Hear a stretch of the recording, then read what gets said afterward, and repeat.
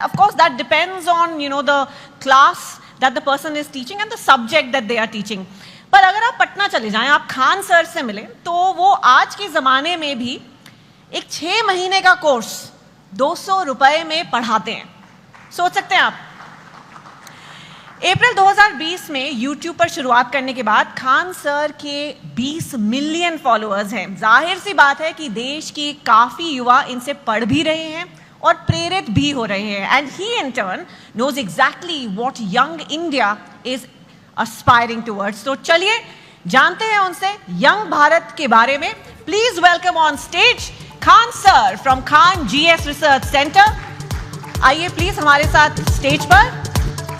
And to lead this conversation, please welcome one of India's most read, watched and loved storytellers, Chetan Bhagat. Welcome, Chetan.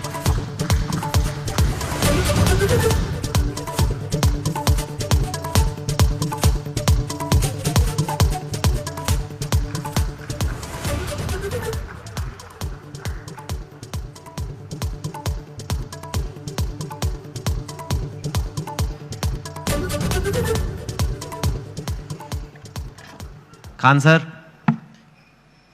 बहुत ही अच्छा लगा आपको देख के.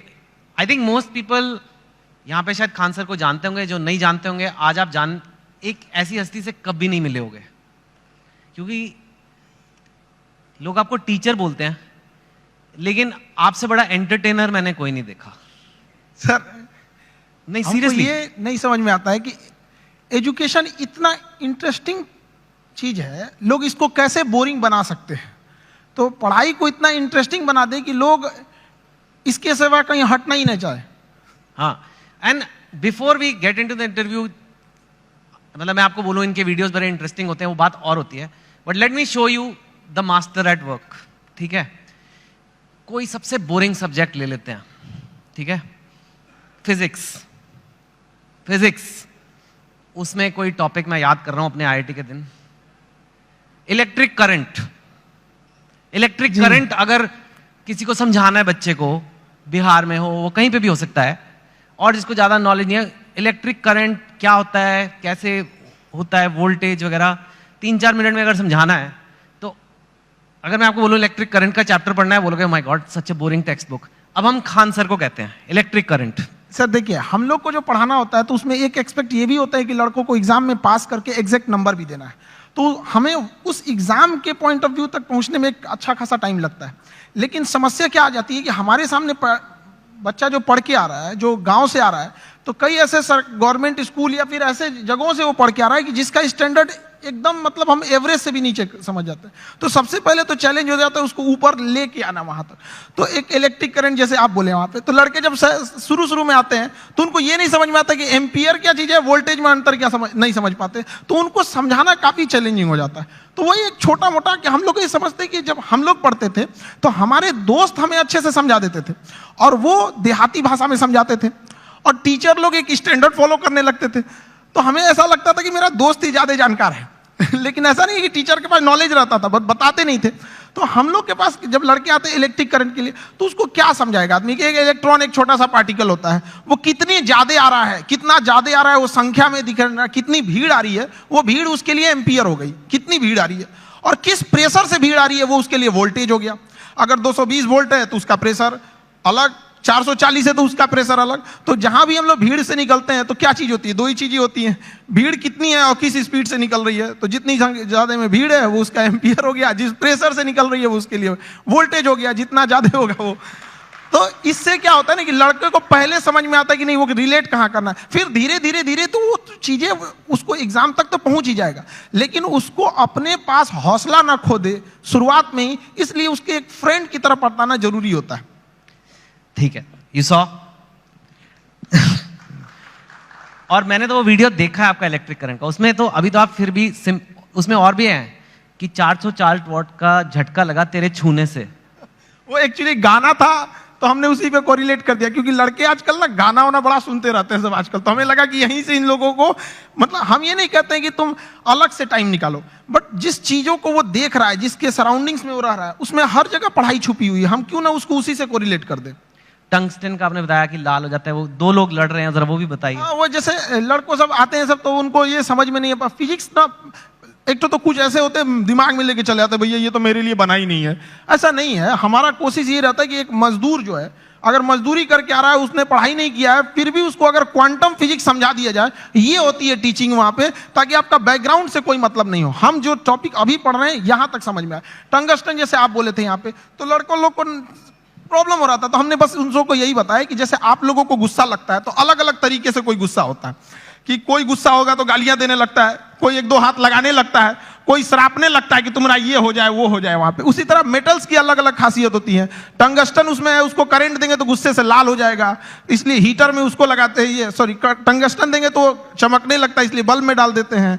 अलग अलग चीजें होता है। नाइक्रोम होता है, चमक के हीट देने लगता है।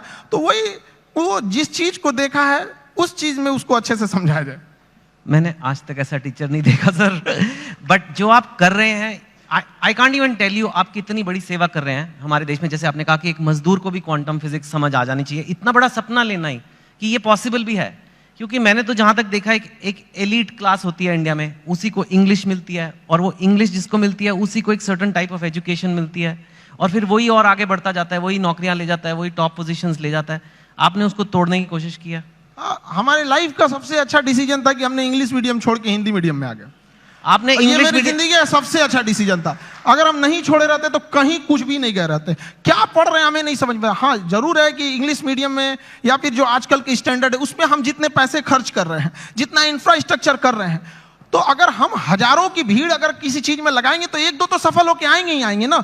लेकिन एक ये भी तो देखिए हमने कितने उसमें लगाए और कितना आउटकम आया यहाँ पर। तो हिंदी मीडियम के आप स्कूल में, हमारे यहाँ पे एक स्कूल में हम जब पढ़ रहे थे सरकारी स्कूल में, तो ऊपर से टूट के गिर गया था छत, थोड़ा सा तो फूट गया सर यहाँ पे मेरा। अब बताइए वहां के लड़का सबको तो पहले दिखना पड़ता है कि मेरा बिल्डिंग कैसा है। तो ये सब भी तो मायने रखता है वहां पे। तो ऐसा नहीं है कि उनको जितना हम लोग अगर मोटिवेट करें, या अच्छा एक चीज और भी है, लोग सफल होने के बाद ना इंग्लिश को ज्यादा प्रीफर करने लगते हैं। तो ऐसा लगने लगता है कि इंग्लिश ही है, बहुत बड़ी भाषा ही है। ऐसा नहीं है, भाषा बाधा नहीं होनी चाहिए, खास करके एजुकेशन में। जी हाँ, बिल्कुल। आपका बचपन कैसा था? मैंने सुना है बहुत मतलब पैसे की कमी रही, ये वो, कितनी आपने गरीबी देखी है काफी। मैं जानना चाहता हूँ क्योंकि लोगों को पता लगे कि आपके बैकग्राउंड के लोग भी कितना ऊपर गए हैं, तो इसके लिए ये बताना जरूरी है कि आपका बचपन कैसा था। अब गरीबी की हम क्या बोलें, हमने गरीबी को उतने पास से देखा है कि लोग अपनी पत्नी को उतना पास से ना देखे हों। लेकिन फिर भी कुछ चीजें थी, दोस्तों ने काफी हेल्प किया। वो अपने पॉकेट खर्च में से कुछ पैसे देते थे ताकि आदमी पढ़ सके यहाँ पे। तो काफी दोस्तों ने भी हेल्प किया यहाँ पर। और धीरे धीरे कुछ टीचर्स भी आए हैं, वो लोग ने भी, पहले कुछ टीचर थे जो मतलब बहुत कम फी में पढ़ाते थे। तो हमें भी ऐसा लगा था कि जैसे हमारे साथ के बहुत सारे लड़के, उनको अच्छी कोचिंग्स मिल गई 10th और 11th के बाद, तो उन लोग काफी अच्छे अच्छे जगह पढ़ने लगे। हम लोग उनको देखते थे तो ऐसा लगता था कि ये जगह हमारे लिए नहीं है, एक अलग सी फील आती थी कि ये मेरे लिए नहीं है यहाँ पर। तो फिर जब हम लोग टीचिंग में आए तो हमने सोचा था कि भाई कोई भी गरीब से गरीब लड़का के लिए वो बड़े से बड़ी शिक्षा ग्रहण करने के लिए सपना देख सकता है और उसका सपना पूरा होगा। Very nice. सुना है कि आपके पास एक बार घर जाने के लिए 90 रुपए की टिकट थी, आपके पास थे नहीं 90 रुपए, 40 रुपए थे, तो इसलिए आप जा ही नहीं पाए घर। कुछ ऐसा भी कुछ हुआ था? वो दिन मेरे जिंदगी का सबसे मतलब अजीब सा दिन था, क्योंकि हम जब कोचिंग चालू किए तो हम मेरे दादाजी ने हमसे, जब प्रॉब्लम्स इतनी ज्यादा आने लगी, तो दादाजी ने बताया कि देखो, सपने तो इंसान के बहुत बड़े होते हैं, सपने कभी मतलब ख्वाहिशें खत्म भी नहीं होती हैं, लेकिन कुछ जरूरतें होती हैं। तो पहले अपनी जरूरतों को देख लो, फिर उसके बाद अपने सपनों के लिए आगे बढ़ना। और दादा का रोल बहुत बड़ा होता है जिंदगी में। एक पोता के लिए उसकी जिंदगी का पहला दोस्त उसका दादा होता है, और एक दादा के लिए उसकी जिंदगी का आखिरी दोस्त उसका पोता होता है। तो मेरे दादाजी ने एकदम दोस्त की तरह रहे उन्हें। तो सबसे पहले हमने होम ट्यूशन चालू किया, जहां से हम बेसिक चीजें निकाल सके। तो पहली बार हमने एक बच्चे को होम ट्यूशन दिया तो उसको 600 रुपये मिले वहां से, जिससे कुछ रूम रेंट वगैरह निकल जाए। फिर एक 800 का मिला, ऐसे मिलते मिलते गया। उसके बाद हम एक कोचिंग्स में गए पढ़ाने के लिए। तो वो कोचिंग में शुरुआत में 4-5 लड़के थे, अगले दिन 50-60 हुए, फिर धीरे धीरे बढ़ते गए। एक हफ्ते में पूरा क्लास ही चेंज हो गया।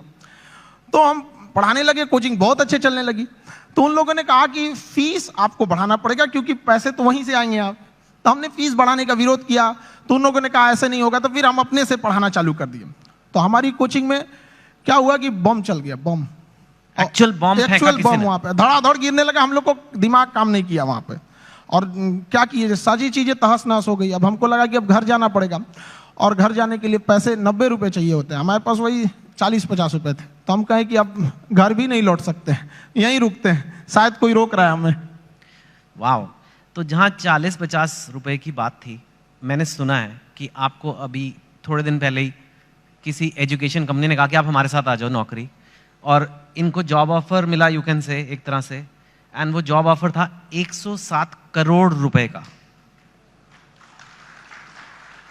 तो यू नो व्हेन, एक वो दिन भी आपने देखे हैं जो 40-50 रुपए नहीं है, घर जाने के दुकान बंद करके, और 100, लेकिन स्वैग देखो, आप मना कर दिया।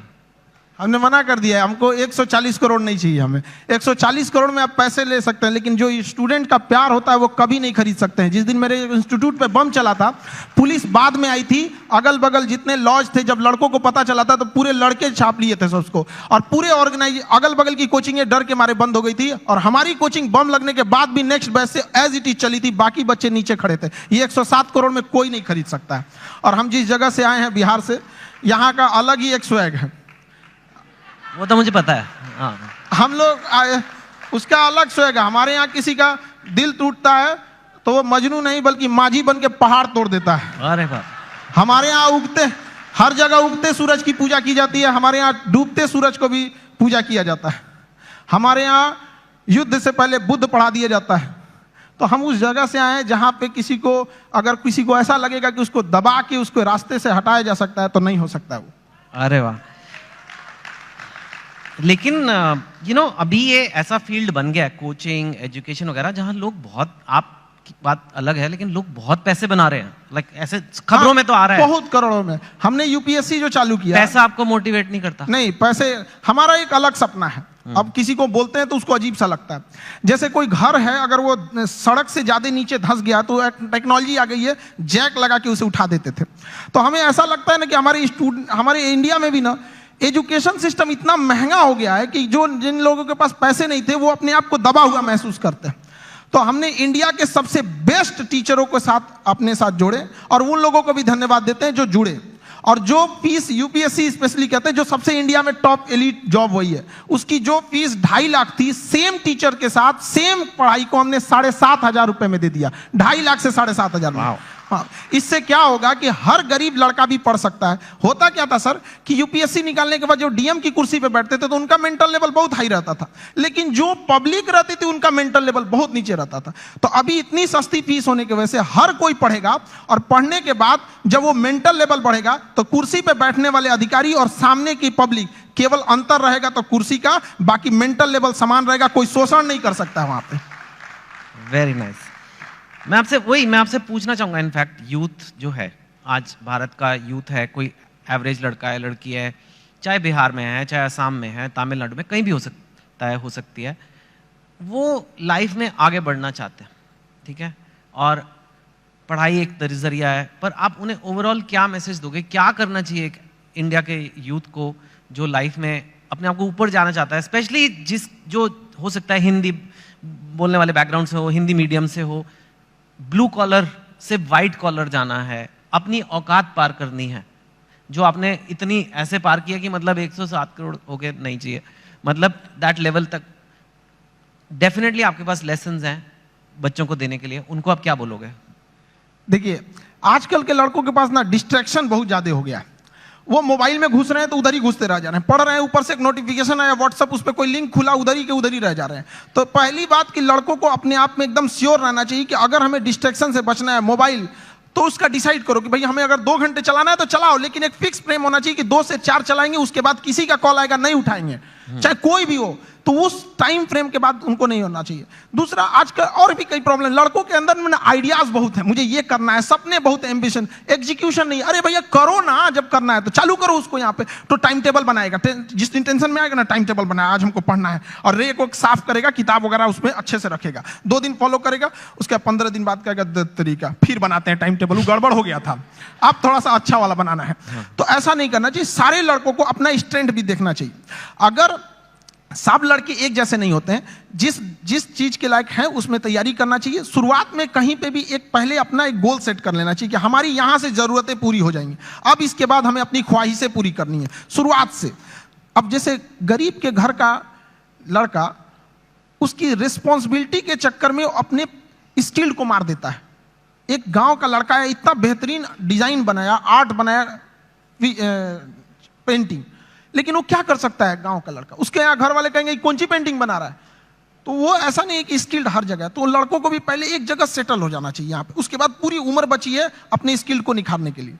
जी हाँ, वेरी नाइस, वेरी नाइस। आपके जो वीडियोस है मैंने देखा है, आप खुद काफी आपको पढ़ना पड़ेगा। आपके जो वीडियो है, जैसे फिजिक्स तो मैंने एक एग्जांपल दिया, आपने फॉरेन अफेयर्स पे वीडियो बनाए हैं, इजराइल पैलेस्टाइन पे, रशिया यूक्रेन पे, इंडिया पाकिस्तान, उस पे तो कंट्रोवर्सी भी होती है, और कॉन्स्टिट्यूशन ऑफ इंडिया पे, कोई टॉपिक ले लो, और इतना आप पढ़ाई खुद करते हो। और जहां तक मैंने सुना है, अब आप तो one of India top teacher हो, लेकिन आप खुद क्लास में कोई अव्वल स्टूडेंट, मतलब 37th आउट ऑफ 40th आए थे आप। हम 40 लड़कों के क्लास में 37 आए थे। मेरे टीचर परेशान रहते थे कि मेरे स्कूल पे ये धब्बा बन जाएगा। हम उनसे कहें कि सर क्यों परेशान है, चांद फेमस है अपने धब्बा के लिए, लेकिन वो मानते नहीं थे।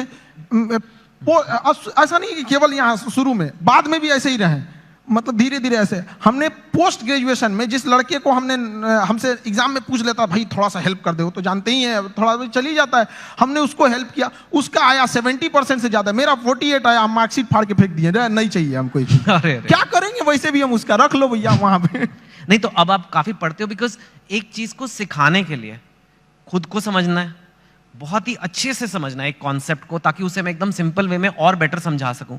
तो आप खुद काफी पढ़ते हो, खुद काफी स्टडी करते हो? काफी, इसके लिए बहुत मेहनत करना पड़ता है। और कई बार हमें लगा कि हम किसी टीम को लगा देंगे, वो टीम हमसे परेशान होकर भाग जाती है कि भैया इनके साथ झेलना बड़ा मुश्किल है, ये क्या क्या चीजों की रिक्वायरमेंट है। तो उसके लिए थोड़ा बैकग्राउंड में मेहनत ज्यादा करना रहता है। वाह। और पर आप टीचर वैसे शुरू से बनना नहीं चाहते थे, पहले आपका फौज का बड़ा शौक है? आज भी मेरा शौक फौज का है, मतलब आज भी हमारी ख्वाहिश वही है, आज भी मौका मिले तो वहीं चले जाए। लेकिन मेरा ना हाथ काफी टेढ़ा है यहाँ पे, तो इतना टेढ़ा है, उन लोगों को लगा मतलब। आप गए थे? हाँ, एनडीए का एग्जाम दिए, यूपीएससी लेती है, हम सारे लोगों को बताए देखिए यूपीएससी एग्जाम लेती है, और इसका फीस भी 150 रुपये का फॉर्म आया उस समय एनडीए का, हम लोग के समय। लोगों को लगा कि तो हमको, सब लोगों को लगा कि अभी फौजी बन जाएगा, लेफ्टिनेंट। हम गए वहां से, बाद में पता चला ये गड़बड़ है, तो रिजेक्ट हो गए। हालांकि ऐसा नहीं है कि वो लोग सेलेक्ट कर लेते तो अच्छा ही करते हैं वहां पे। कभी कभी हमने फौज पे, हथियारों पे, मिसाइल पे ऐसी वीडियोस बना देते हैं कि लोग हमको उधर से फोन आने लगता है, यार इतना थोड़ी बताना है, आप इतना भी मत बता दो वहां पे। और फिर उसके बाद आपने ये शुरू किया। मुझे एक बात बताइए, अब हम जनरल बातें करते हैं, हाँ एक दो। आप बिहार से हैं, और बिहार को शायद आपसे अच्छा बहुत ही कम लोग समझते होंगे। बिहार का पर कैपिटा इनकम या बेरोजगारी या कोई भी इकोनॉमिक मैट्रिक्स आप ले लीजिए, आई एम श्योर आपने वीडियो भी बनाए हुए हैं, आप तो यूपीएससी की तैयारी कराते हैं। सपोज करिए जैसे साउथ की स्टेट्स हैं या कहीं से काफी कम है, और ऐसा हिस्टोरिकली नहीं था, नहीं। तो क्यों है ऐसा और कैसे बदला जा सकता है? देखिए, बिहार के पिछड़ेपन का कई कारण है, तो हमें अब उस कारणों के पीछे अब उतना भागेंगे लोग तो सही नहीं है, फिर तो कारण गिना के चलेंगे। हाँ, अब आगे बढ़ सकता है। अब हम बच्चों से जब मिलते हैं तो उनके क्या कारण, एक दो कारण तो बताइए। देखिए, एक वहां पे एजुकेशन सिस्टम जो था पूरी तरह से चरमरा गया है। एजुकेशन सिस्टम जो अच्छा है वो इतना महंगा है कि एक लेवल के लोग वहां जा नहीं सकते उस चीजों को। दूसरा, किसी भी तरह का कहीं पे भी फिनेंशियल चीजें ना होती हैं, एक्टिविटीज होती हैं, तो बाकी उसके साथ साथ कई चीजें की ग्रोथ होने लगती है। जैसे गरीबी अगर घुसेगा ना तो कई चीजों को तबाह करके रख देता है वहां पे। तो पॉपुलेशन ज्यादा होने की वजह से गरीबी ज्यादा हो गया, इंडस्ट्रियलाइजेशन हुआ नहीं, फ्रेड रूल ला दिया गया ताकि यहाँ से मिनरल्स वगैरह, उस समय झारखंड साथ में था भी, तो यहाँ से मिनरल्स बाहर जाते थे तो उस पर गवर्नमेंट सब्सिडी दे देती थी, जिस वजह से इंडस्ट्रीज को लगा कि क्या जरूरत है यहाँ स्टेब्लिश करने में। नेचुरल प्रॉब्लम्स भी है, बाढ़ वगैरह की, तो कई कारणों से बिहार काफी पीछे रह गया। लेकिन अभी का क्या है कि एजुकेशन ही एक ऐसा रास्ता है, एक ऐसा हथियार है एजुकेशन, जो किसी मेटल डिटेक्टर में भी नहीं पकड़ा जाता है। लेकिन इसकी एक ही खराबी है कि ये काफी लॉन्ग टाइम समय लेता है। चावल की खेती 1 साल में रिजल्ट दे देता है, शीशम सागवान लगाइएगा 15 साल में हो जाएगा। एजुकेशन आपको 20-25 साल लेगा, लेकिन एक ऐसा इन्वेस्ट है जो जिंदगी भर आपको रिटर्न देते रहेगा यहाँ पे। तो एजुकेशन से ही किसी चीज को बदला जा सकता है, और आजकल के यूथ में वो चीज आ गया है। अब वो ना ब्रॉड लेवल पे सोच रहे हैं, और कई बार ऐसे यूथ भी घबरा जाते हैं कि सर कहीं कहीं ऐसे न्यूज भी आती है कि इतना पढ़ा लिखा होकर छोटा जॉब कर रहा है। ये हकीकत है, और इसे देखा भी गया है कि बहुत पढ़े लिखे लोग छोटे जॉब में भी गए हैं, लेकिन वो बहुत दिन तक वहां रुकेगा नहीं, वो वहां नहीं रुकेगा। मैं दरिया हूं, अपना हुनर जानता हूं, जहां से भी गुजरूंगा अपना रास्ता बना लूंगा। तो एजुकेशन वाले लोग जहां भी जाएंगे वो कुछ देर तक किसी प्रॉब्लम से वहां रुक सकते हैं, लेकिन फिर वो अपना रास्ता निकाल लेंगे। तो हर बच्चों को यही कहते हैं, थोड़ा वक्त लेगा, लेकिन एक दिन जब पलटेगा ये वक्त तो पूरी दुनिया देखेगी। Thank you. आपको लगता है एजुकेशन, क्वालिटी एजुकेशन है ना, क्वालिटी एजुकेशन कम प्राइस में दी जा सकती है? बिकॉज एक्चुअली आप एक्सेप्शन है इन, मतलब जैसे फॉर एग्जांपल मेडिकल की सीट ले लीजिए या एमडी की सीट, मैंने सुना है 1-1 करोड़ रुपया, मतलब फॉरेन जाके मेडिसिन करना ज़्यादा सस्ता हो गया इंडिया से। ऐसे भी हैं कि करोड़ करोड़ रुपए में डिग्रियां हैं। वो कहते हैं कि भाई हमें अच्छी एजुकेशन देनी है तो भाई लगेंगे पैसे, अब कैसे करें, कैंपस बनाना है, इंफ्रास्ट्रक्चर बनाना है, ये बनाना है, वो फैकल्टी लेनी है। आप कह रहे हो कि लो कॉस्ट एजुकेशन भी अच्छी क्वालिटी की दी जा सकती है? बिल्कुल दी जा सकती है, और हमने किया भी है। अगर किसी चीज, किसी लड़कों से हम यही कहते हैं कि अगर आपको इंडिया के किसी बेस्ट टीचर को ढूंढना है तो 2 तरीके हैं। या तो आप सर्च कीजिए who is best teacher for UPSC, या तो आप खान ग्लोबल स्टडीज पे आके चेक कर लीजिए यहाँ कौन पढ़ा रहा है, तो दोनों में रिजल्ट सेम ही आने वाला है यहाँ पे। अब जैसे आप कह रहे हैं कि एजुकेशन को चेंज किया जा सकता है, गवर्नमेंट किसी चीज को लेकर पकड़ के बैठ गई है। मेडिकल कॉलेज के इतने नॉर्म्स है, यूनिवर्सिटीज के इतने नॉर्म्स है। हम चाहते हैं कि हम लोग के पास जैसे एजुकेशन सिस्टम में कुछ सुधार होना चाहिए। एजुकेशन एक अलग चीज है, स्किल एक अलग चीज है। आप यहां पे बैठे हैं ड्यू टू योर स्किल, वरना सवाल तो कोई भी पूछ सकता है। तो एज इट इज महत्व देना चाहिए एग्जाम में कि अगर 500 का एग्जाम है किसी एकेडमिक चीजों की, तो उसमें 250 एजुकेशन होना चाहिए और 250 उसमें स्किल होना चाहिए। हम लोग किस पे भाग रहे हैं? एजुकेशन पे, स्किल्ड पे नहीं भाग रहे हैं। एजुकेशन, स्किल्ड, एक्सपीरियंस, ये 3 चीज चाहिए सबको सक्सेस होने के लिए। हम लोग को अगर गवर्नमेंट दे दे कि भैया एक यूनिवर्सिटी आप खोलो, हम बताते हैं कि अगर हम लोग को एक परमिशन दे दे तो बाकी यूनिवर्सिटियों को प्रॉब्लम हो जाएगी, लोग उंगली उठाने लगेंगे, देखिए 4 दिन हुआ यूनिवर्सिटी खोले, कैसे होता है चीज। करेक्ट। लेकिन गवर्नमेंट इतने रूल्स बना के रखी है कि जिन्हों चेंज करना है वो आने में इतना पेपर वर्क देख के परेशान हो जाएंगे। आधार कार्ड में नाम सुधरवाने में हालत खराब हो जाता है, यूनिवर्सिटी तो बहुत बड़ी चीज है। That's true. आप कंपेटिटिव एग्जाम्स के लिए बच्चों को पढ़ाते हो, जो एक इंडिया में बहुत बड़ी नीड है, लेकिन कई बार कंपेटिटिव एग्जाम्स की वजह से बच्चे बहुत गलत कदम भी उठा लेते हैं। कोटा में आपने सुना होगा, कई लोग अपनी जान पे, मैं बोलना नहीं चाहता, लेकिन आपको पता है क्या क्या कदम उठाते हैं। और इतना ज़्यादा, अगर कुछ बच्चे ऐसा कर रहे हैं तो कितने ज़्यादा बच्चों में स्ट्रेस होगा, प्रेशर होगा। आप भी वो देखते हैं बच्चों में, और जो पेरेंट्स ये देख रहे हैं टीवी पे या यहाँ पे, उनको क्या कहेंगे कि कैसे उस चीज को हैंडल करना है? क्योंकि इंडिया में कंपटीशन का लेवल कुछ ज्यादा ही है। मैंने सुना है कि एक पोस्ट के लिए, एक जॉब के लिए कितने लोग हैं। सो कैसे एक आदमी अपना मेंटल हेल्थ या कहें उसे अच्छा रखे? देखिए, बच्चों में एक चीज हम ये कहेंगे कि अगल बगल के एक्सपेक्टेशंस को वो देख लेता है और घबरा जाता है। वो अपनी माँ की बातों को सुने। जब हम फेल होते थे ना, तो मेरी मम्मी हौसला बढ़ाती रहती थी, कहती थी दुनिया तुम बहुत आगे जाएगा। हम कहते थे टीचर लोग कहते हैं कि तुम धब्बा हो, तो उनका कहना था टीचर लोग क्या जानेंगे तुमको, हम तुमको ज्यादा जानते हैं, पूरी दुनिया की तुलना में हम तुमको 9 महीना पहले से जानते हैं, तो हमसे बेहतर तुम्हें कोई नहीं जानेगा। यहाँ पे स्टूडेंट को भी कहते हैं एक बार अपनी माँ बाप को देखो, तुम हीरा हो, तुम्हें कोई नहीं बदल सकता है। अपने दुनिया के दबाव में नहीं आना चाहिए। जिस पे यह जग हंसा है उसने इतिहास रचा है। वहां पे क्या हो गया ना, इतने बर्डन डाल दिए गए हैं। उनको लगता है कि आईआईटी बहुत, या फिर आप एम्स हो गया, आईएम हो गया। ऐसा नहीं है, यहाँ अच्छे लड़के गए हैं जिन्होंने आईआईटी को अच्छा बनाया है। वरना आईआईटी बिना एग्जाम लिए और डायरेक्ट सिलेक्शन दे के दिखा दे, फिर देखे वो मेंटेन कर पाएगा? नहीं, वो एग्जाम लेके अच्छे लड़कों को ही सेलेक्ट करके लाती है यहाँ पे। तो लड़कों को भी मेहनत करते रहना चाहिए और कभी सुसाइड वगैरह पे नहीं सोचना चाहिए। हो सकता है कि जिनको लगता है कि मेरा एग्जाम नहीं हो पाया, आगे जाने के बाद उनकी कंपनी में एग्जाम पास करने वाला एम्प्लॉय बन जाए। सही बात है, नाइस। आर्टिफिशियल इंटेलिजेंस की आजकल बड़ी खबरें आ रही है। एक ये चैट जीपीटी आ गया है, आपने देखा ही होगा। कई लोगों को खतरा हो रहा है कि अब तो इतने बढ़िया कंप्यूटर हो जाएंगे, इतने बढ़िया ये आर्टिफिशियल इंटेलिजेंस हो जाएगा कि वही आंसर लिख देगा, वही सब कुछ कर देगा, मतलब नौकरियां सारी गायब हो जाएंगी। आप आर्टिफिशियल इंटेलिजेंस को कैसे देखते हैं, और आपको लगता है कि ऐसा कुछ? आर्टिफिशियल इंटेलिजेंस ह्यूमन इंटरवेंशन को थोड़ा कम कर देता है, लेकिन ये मिथ है कि आने के बाद काम खत्म कर देगा। इंडिया में जब कंप्यूटर आ रहा था तो लोगों को यही लगा था कि पूरी लोगों का काम खत्म कर देगा। ये उसी का एडवांस वर्जन है। ऐसा नहीं है कि लोगों का काम खत्म। आप उस समय एक नए नीड्स होंगी, नई जरूरतें होंगी, उस पे इंसान शिफ्ट हो जाएगा, कभी ये खत्म नहीं होगा। आर्टिफिशियल इंटेलिजेंस का दुरुपयोग बहुत हो सकता है, इससे बचना चाहिए। गवर्नमेंट को आर्टिफिशियल इंटेलिजेंस से मिसयूज को रोकने के लिए एक हार्ड कदम उठाने चाहिए। भारत में आईटी रूल्स उतने मतलब स्ट्रिक्ट नहीं है। ज्यादा वक्त बचा नहीं है, लेकिन आप काम ही करते रहते हो, सारा टाइम काम करते रहते हो। हमको तो बस पढ़ाना रहता है, पढ़ा के हटे, फिर उसके बाद खाली बैठते तो सोचते हैं कि और कौन से टॉपिक पर, इस टॉपिक को हमने इस बैच में ऐसे पढ़ाया, अगली बैच में इसको और अच्छे से कैसे समझा सकते हैं। आप इतने सारे बच्चों का सोचते रहते हो, कभी ये नहीं सोचते आपके अपने बच्चे होंगे? प्यार व्यार हुआ है आपको कभी? दिल, आप इतने एग्जाम्पल देते हो मजनू वाले अपने टॉक्स में, मैंने देखा है मजनू 400 वोल्ट का झटका, पता नहीं कितना। हाँ, तो आपका कभी दिल, या आप सिंगल हैं, मैरिड हैं, मतलब क्या? क्योंकि ये आता है कई बार लोग, अब आप इतनी हस्ती बन चुके हो कि लोग ये सब सवाल पूछते हैं सर। नहीं देखिए, ये सब चीजें हम सिंगल, ये सब ये लोग तो घर वाले डिसाइड करेंगे, उन लोग का गृह मंत्रालय का ये काम होता है, ये मम्मी पापा का काम है आज चीजों को।